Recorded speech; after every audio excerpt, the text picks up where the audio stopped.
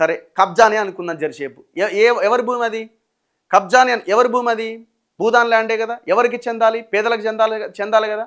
అర్హులైన వాళ్ళు ఎవరో తేల్చి ఆ ఇల్లు కూలగొట్టకుండా ఆపి విచారణ చేసి ఆ తర్వాత నిర్ణయం తీసుకోవచ్చు కదా. మరి ఆ ప్రయత్నం ఎందుకు జరగలే? ఆ ప్రయత్నం ఎందుకు జరగలే? నిరుపేదల విషయంలో మానవీయంగా ఉంటాడట. మానవీయంగా ఎట్లా? ఇల్లంతా కూలగొట్టి వాడి జీవితాన్ని నాశనం చేసి వాడి కుటుంబాన్ని ఆగం చేసి రోడ్డు పాలు చేసి నిరుపేదల విషయంలో మానవీయం అంటే కూలగొట్టడమా, నిలబెట్టడమా? అర్హులైన పేదలకు ఇందిరమ్మ ఇల్లు ఇచ్చి ఆదుకుంటాం. నీ ఇల్లు కూలగొడతాం, నీకు ఇందిరమ్మ ఇల్లు ఇస్తాం. నీ కొడుకు ఇల్లు కూలగొడతాం, ఇందిరమ్మ ఇల్లు ఇస్తాం. ఉండు అందులోనే. ఆ అంబేద్కర్ భవన్కి పోయి ఒక రాత్రి పండుకో. నువ్వేదో రోడ్ల మీద పండుకొని ఏదో డబుల్ బెడ్రూమ్ ఇళ్ళ కోసం ఏదో నువ్వు దీక్షలు చేసినట్టు సోషల్ మీడియాలో పోస్టులు పెట్టుకుంటున్నావు కదా.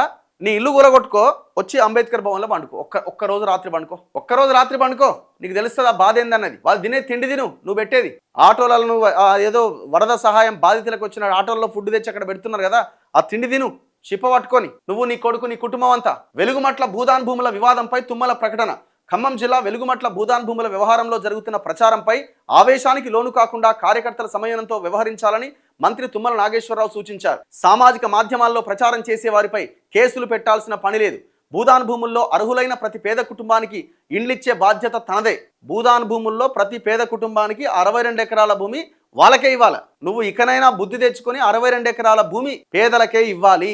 ఎవరైతే అక్కడ ఇల్లు కోల్పోయిన వాళ్ళన్నారో వాళ్ళకే ఇవ్వాలి. అందులో పేదలుంటివు. ఒకవేళ పేదలు లేరు, అనర్హులుంటే బయటికి పంపి. ఎవడొద్దన్నాడు? ఎవడనొద్దన్నాడా?